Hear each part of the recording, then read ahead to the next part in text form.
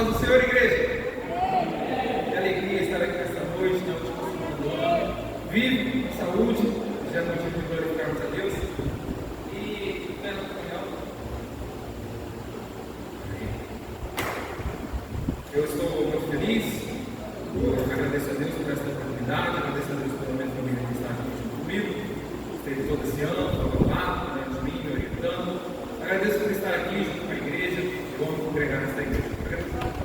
Tá? Deus abençoe. E antes de começar, eu quero perguntar aos irmãos: quem veio aqui para ouvir a voz de Deus, diga glória a Deus. Então, por gentileza, abra sua Bíblia em Atos, capítulo de número 16, versículo de número 23. Atos, capítulo de número 16.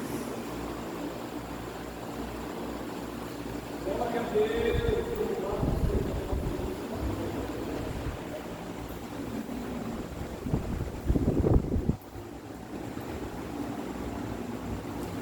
Atos, capítulo de número 16, versículo de número 23, vai dizer assim: havendo dados muitos açoites, lançaram na prisão, mandando ao carcereiro que os guardasse com segurança, o qual, tendo recebido tal ordem, lançou-os no cárcere interior e lhe segurou-nos os pés. Perto da meia-noite, Paulo e Silas oravam e cantavam hinos a Deus, e outros presos os escutavam. E de repente sobreveio um tão alto e grande terremoto que os alicerces do cárcere se moveram, e logo se abriram todas as portas, e foram soltas as prisões de todos. Acordando o carcereiro e vendo abertas as portas da prisão, tirou a espada, quis matar-se, cuidando que os presos já tinham fugido. Mas Paulo clamou com grande voz, dizendo: não faças nenhum mal, que todos aqui estamos.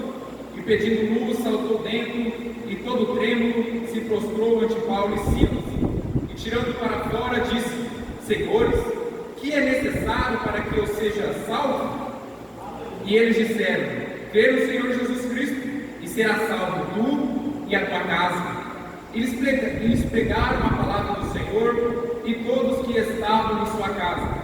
E tomando ele consigo naquela mesma hora da noite, levou-os, lavou-lhes os vergões, e logo foi batizado, ele e todos os seus.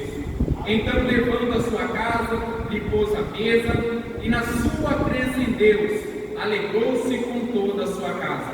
Eu repito a parte B do versículo 34. E na sua crença em Deus, alegrou-se com toda a sua casa. Meus irmãos, nós estamos diante de uma passagem muito conhecida, que é o capítulo 16, que é Paulo e Silas na prisão. Esses missionários partem em direção, no primeiro momento, para a Ásia, mas o Espírito Santo de Deus manda eles para a Macedônia. Então, eles são obedientes à voz do Espírito Santo e vão para a Macedônia e chegam na cidade de Filipos. Nessa cidade, eles não encontram sinagoga, que seria no centro de hoje uma igreja. Então, eles começam a pregar no meio da rua e chegam até um ribeiro, até um riacho, onde ali algumas mulheres trabalhavam.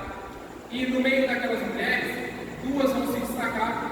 A primeira mulher que se destaca é Lídia, porque ela abre o coração para ouvir o Evangelho, para ouvir a palavra de Deus, e aceita o Senhor Jesus como seu Salvador. Mas havia também no meio daquelas mulheres uma jovem endemoniada, e o demônio que tomava posse daquela mulher era um demônio de adivinhação. Então, os homens daquela cidade usavam aquela mulher para ganhar dinheiro com ela, porque ela adivinhava as coisas, porque o demônio estava nela.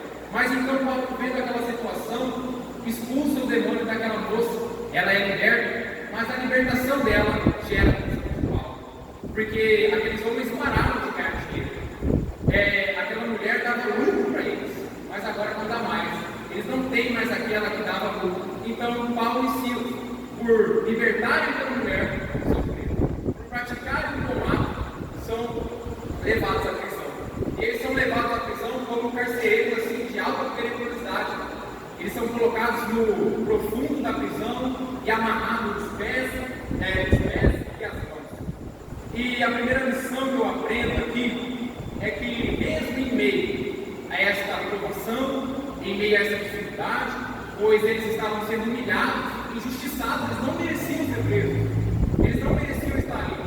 Eles estão louvando e estão orando. Paulo e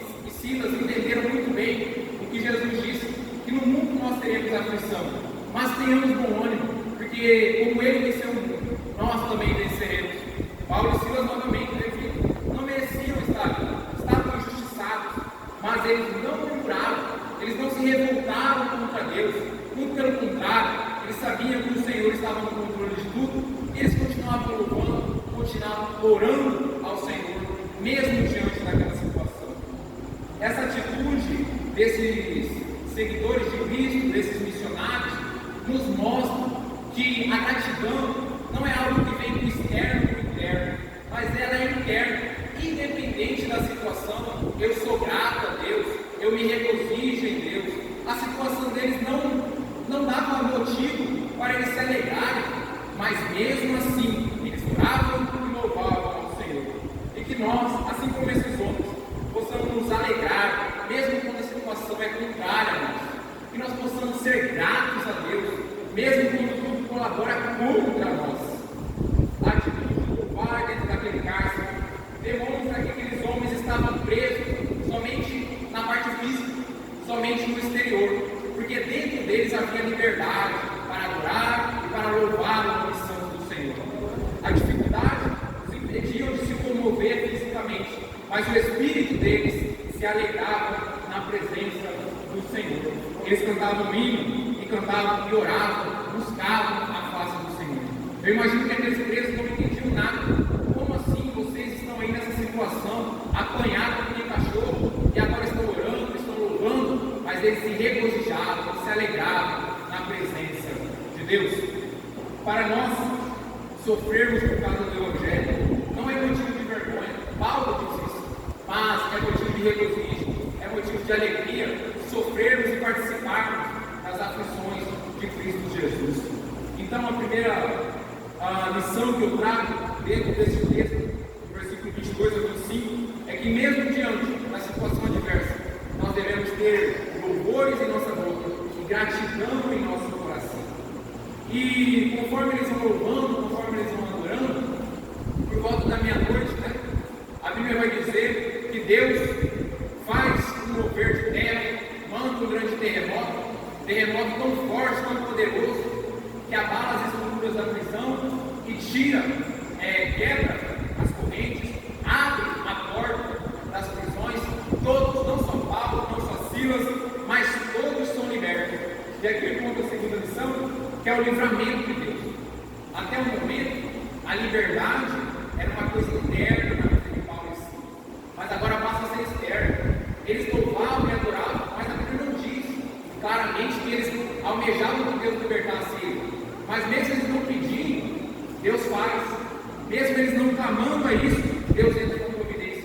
E eu acho interessante, me é fascinante, a criatividade de Deus, o dinamismo de Deus.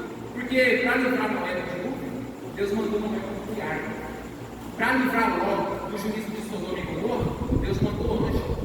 Agora, para falar com Elias, para acalmar Elias, Deus falou na brisa suave.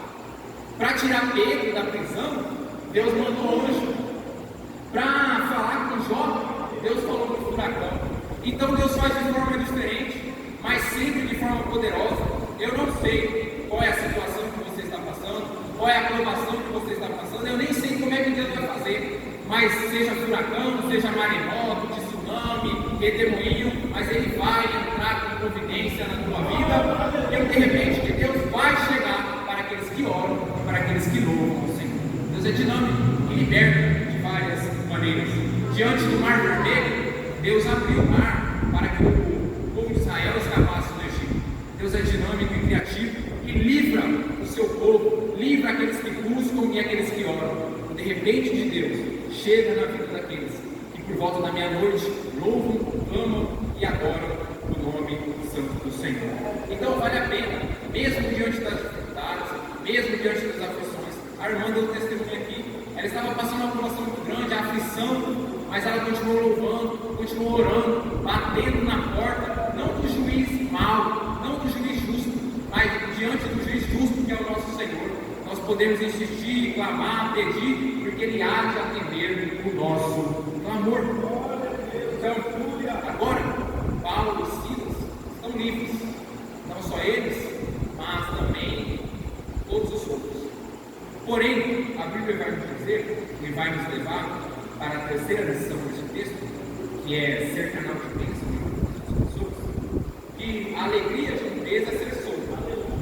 Mas aquela situação muda a história de um outro homem, que vai entrar em cena agora, versículo de número 27, se você ainda não fechou a sua Bíblia, acompanhe comigo, e vai dizer assim, depois do terremoto, né? Acordando os carcereiros e vendo abertas as portas da prisão, tirou a espada e quis tirar a própria vida, cuidando que os presos já tinham todos fugido. Versículo de número 28. Mas Paulo clamou com grande voz, dizendo: não te faças nenhum mal, que todos nós aqui estamos.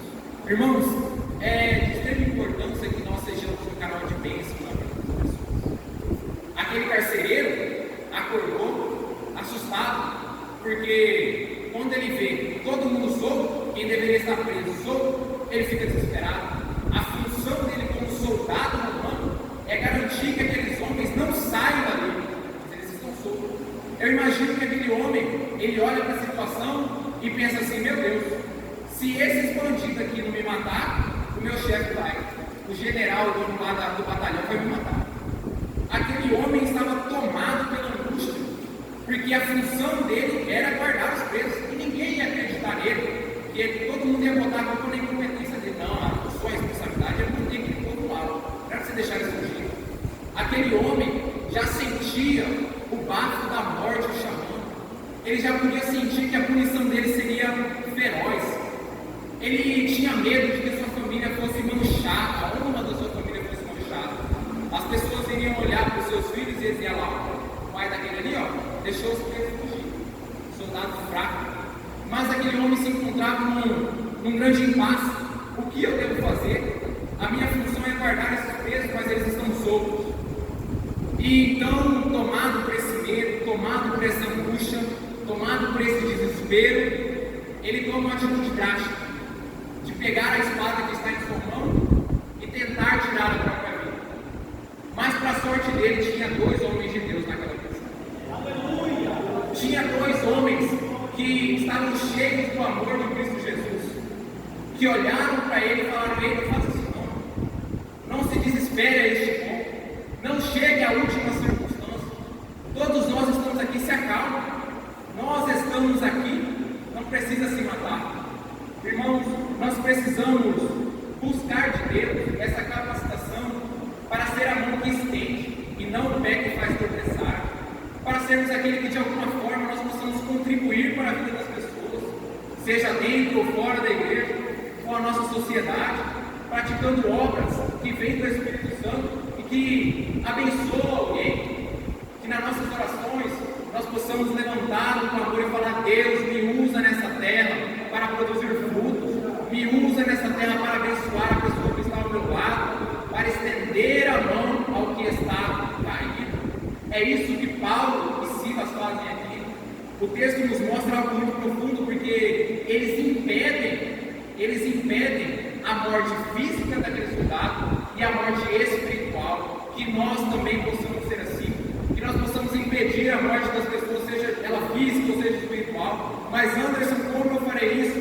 Às vezes basta um abraço, às vezes basta uma saudação, às vezes basta apenas uma visita, e você faz toda a diferença na vida daquela pessoa que está a ponto de terminar a sua caminhada na fé, mas você chega ali e senta do lado e fala: ei, meu irmão, não desiste não, vamos continuar, está difícil, está sofrido, mas vamos juntos, não precisa morrer, não precisa desistir, vamos continuar, basta sermos desta maneira e seremos um canal de bênção nesta vida.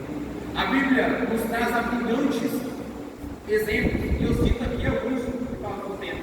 Primeiro é José, filho de Jacó.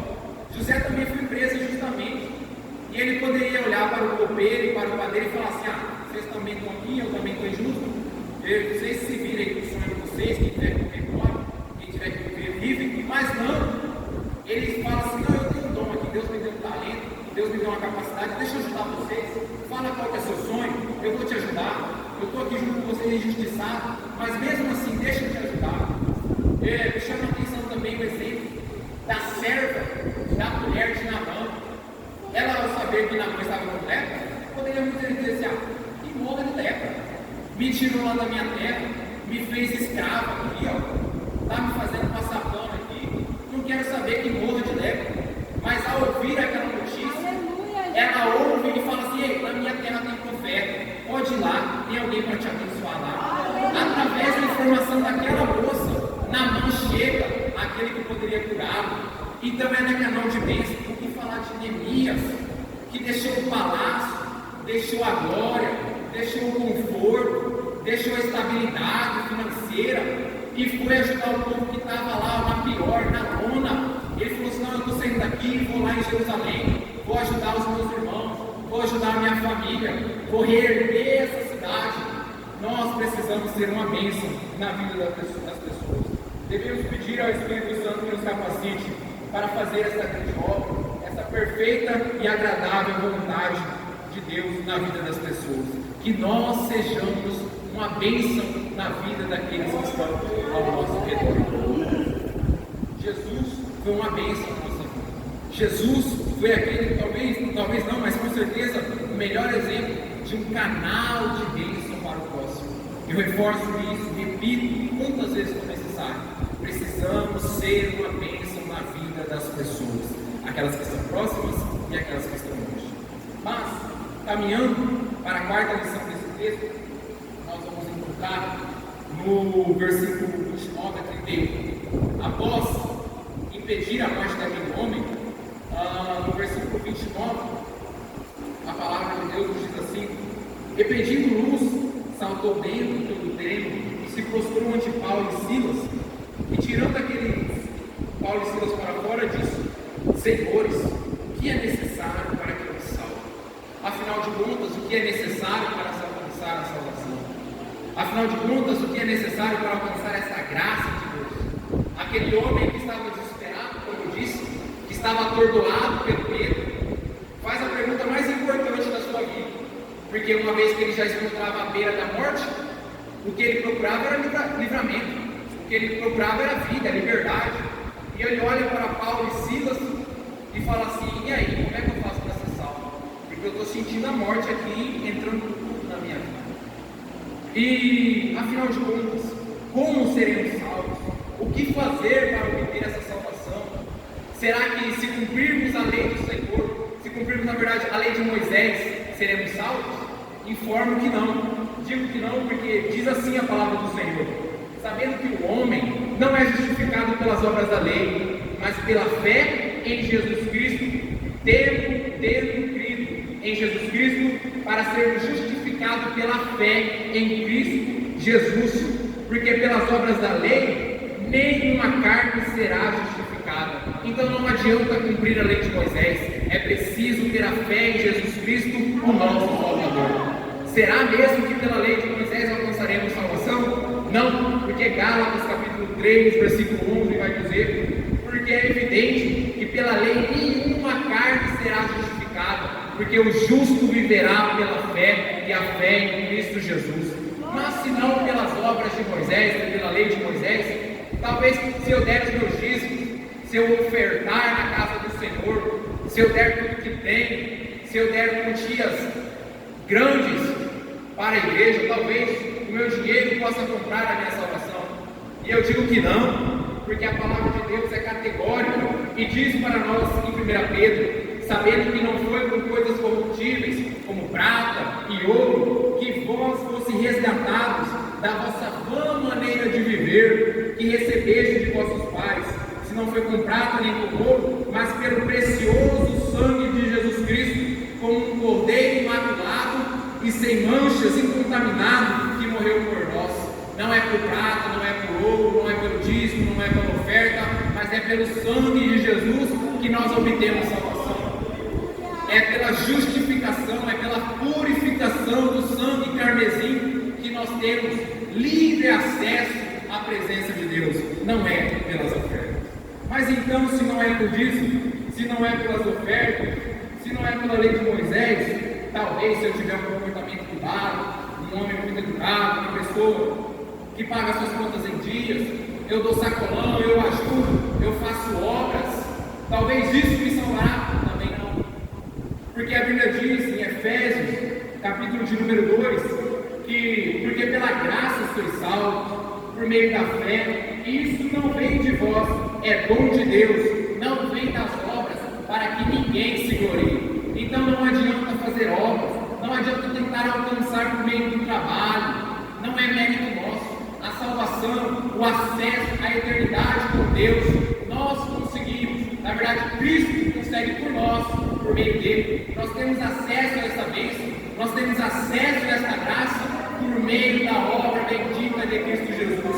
Não é o meu comportamento, não é a minha justiça, não é a minha integridade, é tão somente Cristo Jesus na minha vida.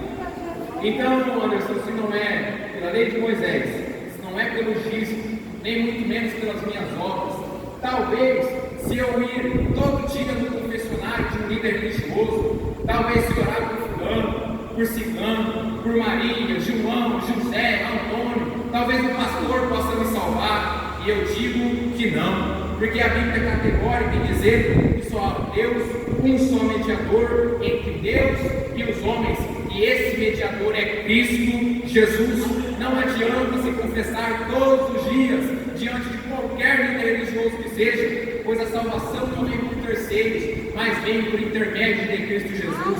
Ele é o caminho que nos leva ao trono da graça de Deus.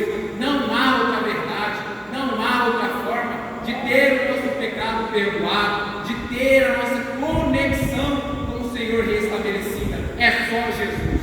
Mas Anderson, se não é pela lei de Moisés, se não é pelo dízimo, se não é pelas obras, se não é por algum líder religioso, se não é por intervenção de terceiro, talvez o fato de eu ser filho de crente, amigo de crente, eu até gosto de crente, sabe? Eu gosto, eu acho interessante eles, acho um pouco simpático demais, sabe? Eu gosto de alguns princípios da Bíblia, algumas verdades, alguns critérios morais.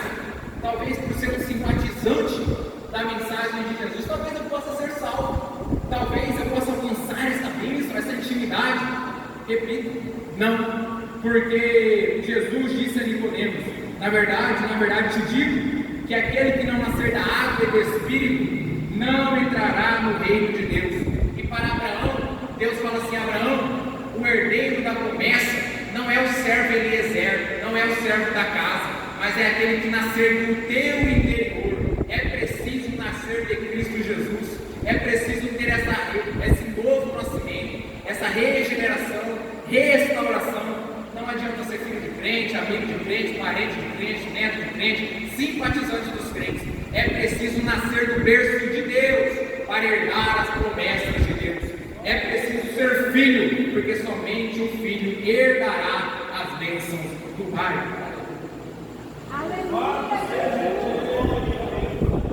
Mas Anderson, você está acabando com tudo que eu imaginava que poderia me salvar, né? Porque se não é pelas obras, não é pelo dízimo, não é pela lei, não é por ser filho de crente, não é por nada disso, o que eu farei? Vamos ver o que Paulo responde para aquele homem. Paulo vai dizer assim: crê no Senhor Jesus Cristo e serás salvo, tu e a tua casa. Essa é a resposta e a única resposta. É preciso crer com total integridade, se entregar por completo e crer que o Senhor Jesus é o caminho, a verdade, a vida, e que não há salvação, não há Senhor fora dele. É preciso entregar a vida dele, confessar os pecados e dizer: somente o Senhor pode me tirar dessa situação, somente o Senhor pode me trazer esta alegria, esta paz para o meu ser, para o meu íntimo, para a minha casa. Não há outro fora de ti. É preciso confessarmos que somente nele há vida e vida com abundância. É preciso comer deste pão que desceu dos céus, desta fonte que foi aberta em Jerusalém, esta fonte que jorra para a vida eterna, somente crendo no Senhor Jesus Cristo. E diante dessa resposta de Paulo, me chama muita atenção que ele poderia dizer assim: olha, creia no Emmanuel, creia em Jesus, creia no Cristo, creia no Jeová, creia no Grande da Galileia, creia em Jesus, pronto. Mas ele faz questão de dizer: creia no Senhor. A palavra Senhor faz toda a diferença aqui, porque ele já está dizendo para aquele soldado romano que, olha, aqui nesse relacionamento com Jesus, ele manda, você obedece.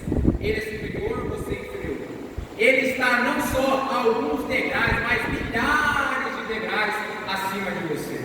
Às vezes nós esquecemos que o Senhor Jesus é Senhor da nossa vida e que Ele tem autoridade. Uma vez que nós reconhecemos a Ele como nosso Salvador, nós damos a Ele toda a liberdade, a autoridade, o poder para nos transformar. Não somos nós que temos que nos adaptar ao Evangelho, por mais que a gente queira fazer isso, né? Tentar adaptar o Evangelho a nós, mas somos nós que temos que nos adaptar a Deus, somos nós que temos que adotar os princípios de Deus, temos que reconhecer o Senhor Jesus como o Senhor de nossas vidas, como aquele que tem autoridade para tirar a sujeira e nos santificar, nos limpar, nos moldar à sua maneira. Então somente esta forma de alcançar a salvação, de chegar na eternidade e desfrutar do maravilhoso céu que o Senhor tem preparado para nós, da cidade de luz e de paz que Ele tem preparado, somente por meio de Jesus Cristo. Não há outro fora dele que possa nos salvar. Mas a salvação é uma grande bênção que gera um grande resultado. E para nós caminharmos aqui, no final, eu apresento dentro desse texto, nos ensina 2 resultados da salvação. O primeiro é que a palavra de Deus, a salvação, a presença de Jesus, gera comunhão. Versículo 32 vai dizer assim: pregaram a palavra do Senhor a todos que estavam em sua casa, e tomando ele consigo naquela mesma hora da noite, lavou-lhe os vergões e logo foi batizado. Então, levando-os à sua casa, lhe pôs à mesa. Aquele soldado, ao crer em Jesus Cristo, ao entregar a sua vida a Jesus, toma uma atitude marcante. Ele pega Paulo e Silas e leva para a sua casa. Ele pega Paulo e Silas e, ao levar para a sua casa, lava os vergões, ou seja, lava as feridas de Paulo e Silas. Isso representa a comunhão daqueles irmãos. Nós temos falhas, nós temos fraquezas, e não estamos aqui para expor as fraquezas dos outros e pisar, massacrar as fraquezas dos outros, mas sim para nos ajudar, para nos fortalecermos, para juntos crescermos em fé, num só pensamento, num só sentimento, num só amor, numa só salvação, num só corpo. Nós prosseguimos avantes e triunfantes no nome do Senhor Jesus.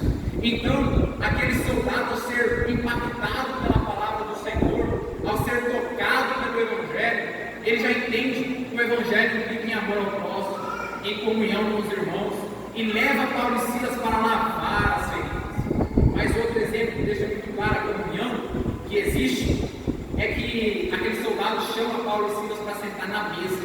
A mesa é um lugar sagrado no sentido de que é de intimidade, é um lugar importante onde as famílias se reúnem para os momentos mais importantes do dia, que é a refeição, porque o teu inimigo você nem abre a porta do portão para ele, o teu vizinho se atende na área de casa, o teu conhecido você atende na sala, mas agora o teu familiar você atende na mesa, porque intimidade é união, é comunhão. Isso fica muito claro. Não existe mais barreiras, não é mais o soldado romano e aqueles missionários, não é mais o perseguidor e o perseguido, não é mais o carrasco e a vítima, mas são um só corpo, se tornaram uma família. Eu acho isso incrível, porque eles acabaram de se conhecer, uma situação inédita, mas aquele homem já levou aqueles missionários, aqueles apóstolos, para ceiarem com ele, para se alimentarem com ele, estarem juntos ali, porque não havia mais diferença. Onde o grandão da Galileia chega, onde o Senhor Jesus está, onde a palavra de Deus faz diferença, é efetiva, a comunhão, a união, a graça de Deus nos envolve, e nós temos prazer em sentar no lugar, de olhar para o Senhor, meu irmão. Estamos juntos aqui mais um ano louvando e bendizendo o nome santo do Senhor. Então a salvação produz comunhão entre os irmãos. E último, para terminarmos aqui, a palavra de Deus, a salvação gera o segundo resultado, que é a alegria da salvação. Versículo de número 34, a parte B. E na sua crença em Deus, alegrou-se com todos da sua casa. Aquele homem ouve a palavra de Deus, leva Paulo e Silas para ouvir a palavra de Deus também.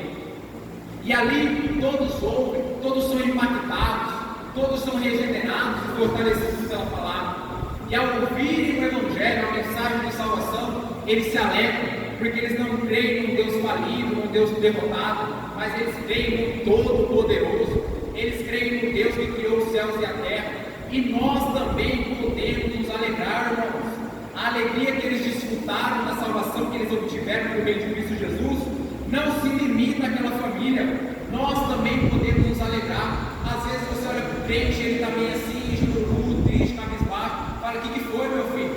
O gato morreu, o cachorro sumiu. Não sei, mas irmãos, nós temos motivo de caminhar de cabeça erguida, alegres na presença do Senhor, porque um dia Jesus Cristo morreu na cruz do Calvário e nos limpou com o seu sangue precioso e nos salvou. Nós podemos louvar, bendizer, exaltar o nome do Senhor, porque fomos salvos por Ele. Nós podemos nos alegrar, porque o nosso nome está escrito no livro da vida. Nós podemos ter regozijo no Senhor, porque Ele nos tirou lá do lamaçal do pecado, nos trouxe sobre a rocha. Ele nos deu um novo nascimento, nos fez nova criatura. Ele transformou a nossa vida por dentro e por fora, em tudo que somos. Ele nos batizou com o Teu Santo Espírito. Ele nos dá a renovação de mente. É o Senhor Jesus que nos garante esta vida eterna. E nós podemos, não só podemos, devemos alegrar na presença do Senhor. Devemos alegrar com a salvação. Aleluia! Nós recebemos o maior presente que se pode receber. Nós recebemos a maior graça que se pode receber, que é a salvação por meio de Cristo Jesus. E às vezes não desfrutamos dessa alegria, desta certeza garantida por Jesus. Mas eu quero frisar nesta noite: desfrute da alegria da salvação, regozije-se na salvação por dada por Jesus Cristo. Eu repito, regozije-se na alegria da salvação. O Senhor Deus Todo-Poderoso nos salvou, nos limpou e nos remiu. Ele nos garante o céu de glória e nós podemos nos alegrar, independente da situação, se estamos presos, se estamos livres, se estamos passando pelo deserto ou pelo vale. Nos alegremos na salvação dada por Cristo Jesus. Se nesta noite você pode se alegrar, você pode louvar o Senhor por sentir essa salvação, exalte, glorifique o nome dele, porque bom é saber que um dia eu fui salvo por Jesus Cristo de Nazaré. Bom é saber que um dia ele me tirou lá do pecado e me colocou numa vida de santidade. Bom é saber que eu encontrei a fonte da vida, o pão que desceu do céu. Bom é saber que o Espírito Santo de Deus habita no meu ser e me guia, me consola nas situações mais difíceis. Eu me alegro na salvação dada por Cristo Jesus. Me alegro na salvação. Então nós aprendemos com esta passagem que nós devemos ser um canal de bênção na vida das pessoas. Que o Senhor atende o nosso clamor e vem em nossa direção. Que a salvação só é por meio de Cristo e não de outra forma. E que a salvação gera um grande resultado, que é a comunhão entre os irmãos. E que também gera alegria, regozijo na alma, certeza de que herdaremos o céu maravilhoso. Então nós podemos desfrutar desta alegria e desta paz, não só hoje, mas eternamente, diariamente, se vivermos na presença do Senhor. Talvez em toda a sua vida você não tenha sentido essa paz, essa tranquilidade, esse regozijo na alma de ter a salvação de Jesus Cristo em sua vida. Mas hoje é dia e é oportunidade de você desfrutar desta graça concedida por Jesus de Nazaré, tão somente por Ele. Esta graça, esta alegria está disponível a todos. Para aqueles basta crer, basta confessar com a boca, crer com o coração e entregar-se totalmente ao Senhor. E você e a sua casa serão inundados pela salvação e pela alegria do Senhor, da sua presença maravilhosa e graciosa. Então que nesta noite, esta alegria venha inundar o lar de cada um de nós, todo este ano que se inicia, que a alegria da salvação esteja presente em nosso coração e em nosso lar. Assim, eu agradeço a oportunidade em nome do Senhor Jesus. Eu peço que a igreja se coloque de pé em nome de Jesus.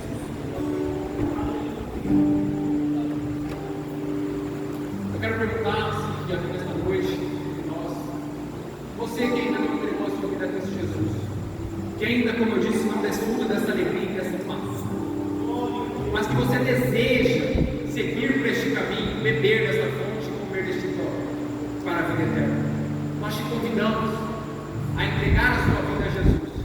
Se você ainda não é cristão, se você ainda não creu, não confessou com a sua boca e creu com o seu coração, nós te convidamos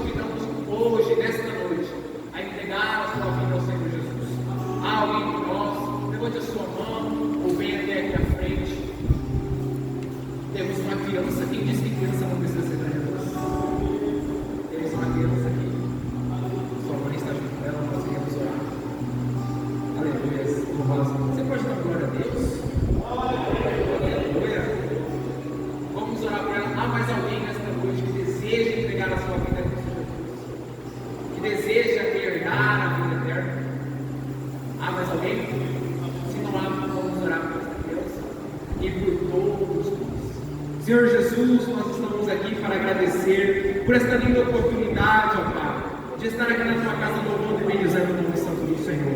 Nós agradecemos pelos louvores e por tudo que ouvimos. E oramos pela vida dessa criança que está aqui se entregando aos teus pés, ó Pai, confessando o Senhor como o Senhor da vida dela, como seu Salvador, como seu Pai celestial. Em nome de Jesus, Pai, nós te pedimos que o Senhor venha guardar, escrever o nome dela no livro da vida,